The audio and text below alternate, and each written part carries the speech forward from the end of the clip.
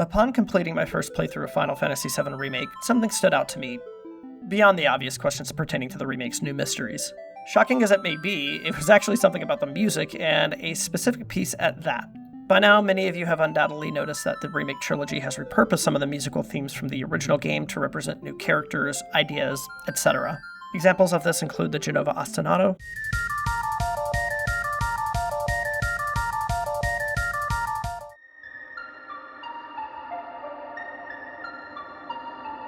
The Oppressed,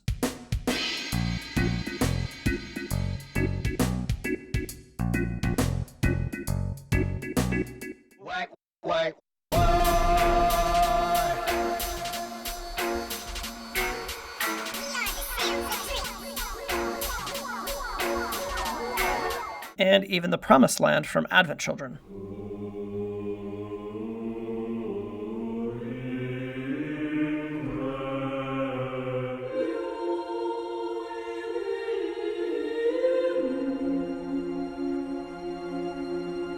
But none may be more important or prominent than Listen to the Cries of the Planet.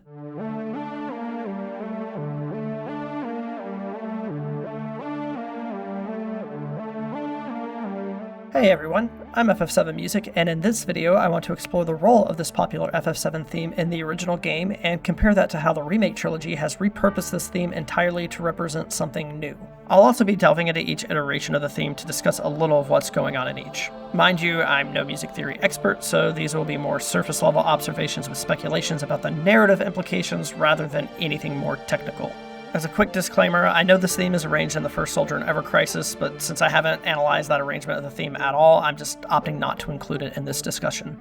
So with that out of the way, it's time to step all the way back to 1997 and look at how the theme was used in the original game. It's honestly remarkable how popular the theme is given its scarcity in OG, though in fairness, other popular themes like Tifa's theme, for example, only play once in the entire game. But across the entirety of OG, the only area Listen to the Cries of the Planet plays in is the Forgotten City, a location the player is only required to visit twice for a grand total of 3 or arguably 4 occurrences. Upon first entering the Forgotten City until squatting in that abandoned house for some reason, in the Forgotten City at the beginning of Disc 2, and inside the Forgotten City on the return trip with Bugenhagen in tow. If you're familiar with the Final Fantasy VII Ultimania Omega story playback section, this corresponds with chapters 15 and 16 of Act 2 and chapters 3 and 4 of Act 4, the latter two which more or less count as one occurrence despite other tracks playing between these instances since those are tracks that play during cutscenes. This theme is notable for how it begins, with a heavily synthesized ostinato that repeats throughout the roughly 1 minute and 43 second duration of the theme. Aside from 2 gongs with a bass hit underneath, no other music is heard until 21 to 22 seconds into the track, where simulated vocals join the synth. Strings and then later a harp and what I think are meant to be wind instruments also join in, all MIDI using the PS1 sound font, of course, before the theme loops. It's a slow-moving, foreboding, esoteric, quasi-alien sounding track that evokes the mood of an abandoned city perfectly. And, for extremely good reason, it's a fan favorite. It's also pretty straightforward what the theme represents here. The Forgotten City. Of course, we can dig deeper about its connections to the Cetra, who inhabited the city long before the events of the game, and from there draw possible connections to Genova. However, I think its foreign-sounding nature is justified even without drawing connections to either, so we'll leave it at that, at least for now. If this channel does take off and I decide to make more videos, maybe I'll revisit this topic and explore the deeper connections, but given the plague of copyright claims on YouTube and how many views a video needs to generate substantial revenue, the best way to show your support if you like this video is by supporting me on Patreon. You can visit the link on the screen, which I will also drop in the description below, and if you can't support, no worries. You can still show your support by liking this video, and of course by subscribing here on YouTube, which I recommend you do anyway. Okay, so we've covered Listen to the Cries of the Planet's use in OG, but what about the rest of the compilation? Well, that's easy because it was never arranged throughout the entire compilation.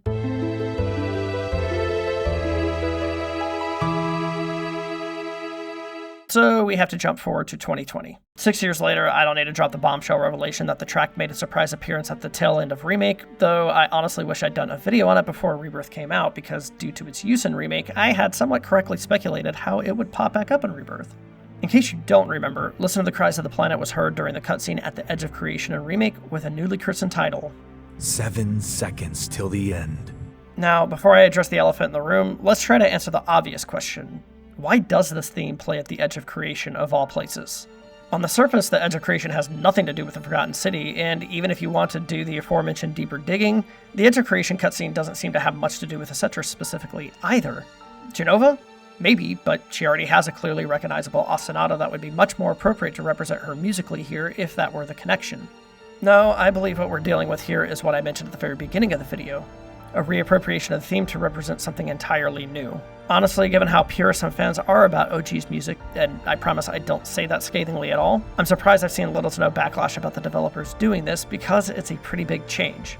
After ruminating on it for a bit in 2020, 2021, I came to the conclusion that the theme was being repurposed to represent the new mystery and remake involving the Whispers, alternate timelines, worlds, whatever they are, and anything and everything that stuff entails. The problem, of course, is that despite all the theory crafting and speculating across the fandom and YouTube, we don't actually know what lies at the heart of these mysteries yet, so it's difficult to pin down on words exactly what the theme represents in the Remake Trilogy right now.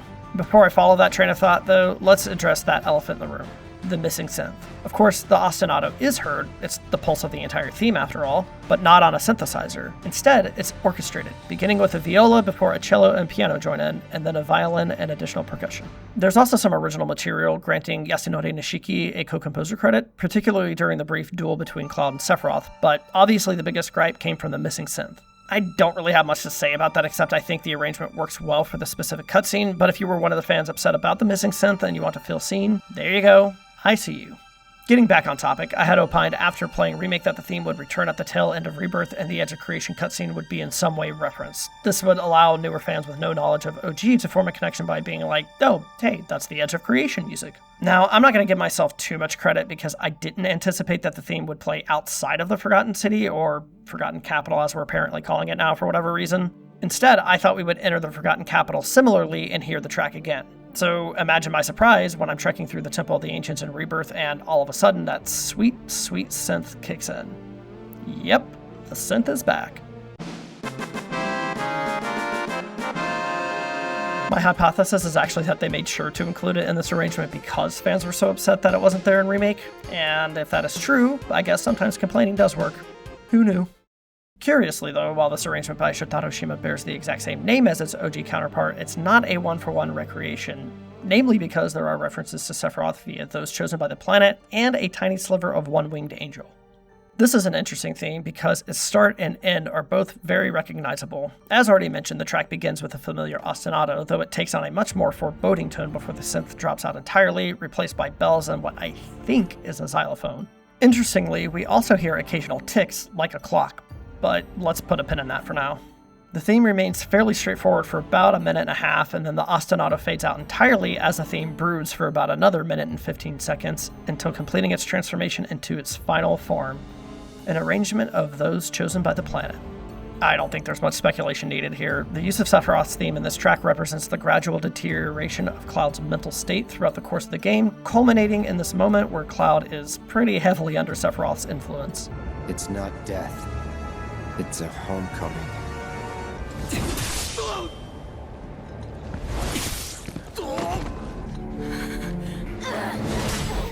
Don't be afraid. It's not death. It's a homecoming. Are you finished? After all that, the theme loops. Its Battle Edit 2 contains these elements, although the synth takes a back seat. Now, let's go back to that ticking clock sound. What does that represent? Well, I'm not certain Shima had one specific idea in mind, but I'll take a couple of guesses. Of course, feel free to share your ideas in the comments below as well. For my part, it could be what I was just talking about. Cloud's running out of time. He's falling deeper under Sephiroth's influence the more time passes. Or it could be the other time-sensitive issue. Aerith's fate is drawing nearer. We're running out of time, and when I say we, I don't just mean the party. We, as the player, know it's coming, at least for those of us who've played OG. Well, we thought we knew what was coming. Sort of. Okay, I'm not touching anything related to speculation about the end of the game, and you can't make me. So, getting back on topic, why push the theme up to the Temple of the Ancients? Now, I think the boring, practical answer is that since they cut the vast majority of the Forgotten Capital, a misstep in my humble opinion, and the temple is so insanely long, they wanted to use the music in a location, and this was the only practical spot to place it.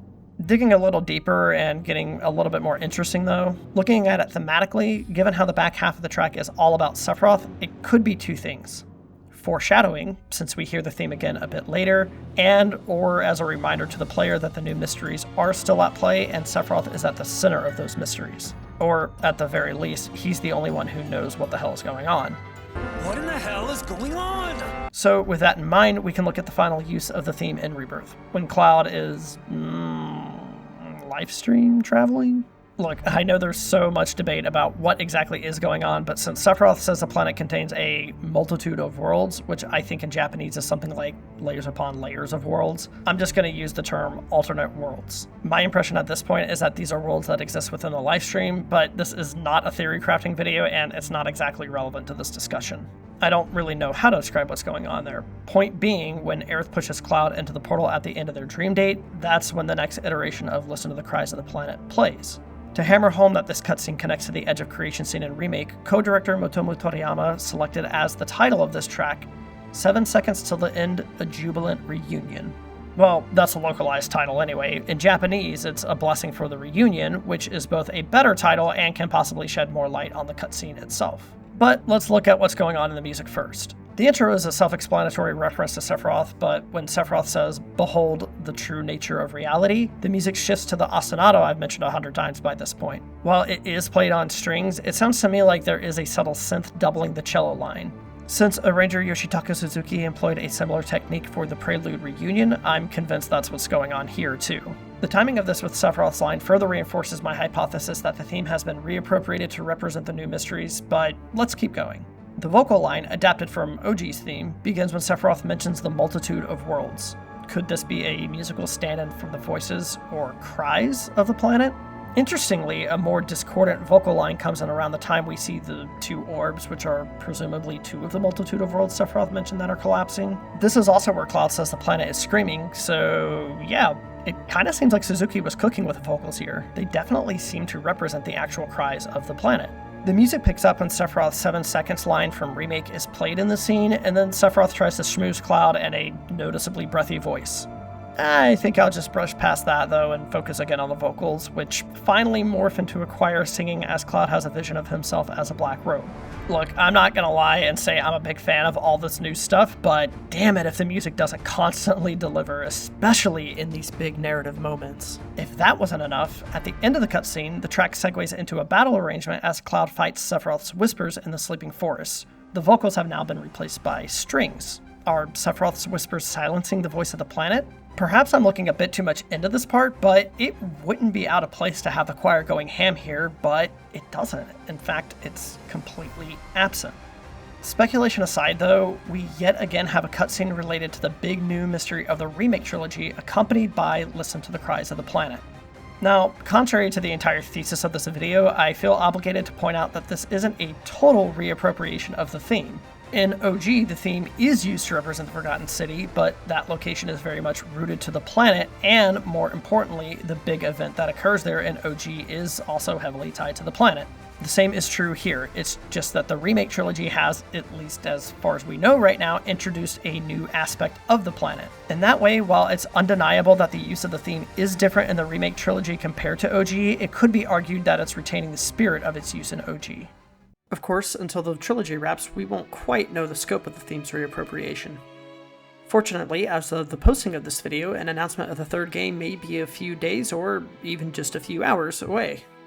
If you enjoyed this discussion and you want a little bit of a deeper analysis into Listen to the Cries of the Planet as it's used in both OG and the Remake Trilogy, I did do a Twitter thread on this a little while ago, so I will link that in the description below.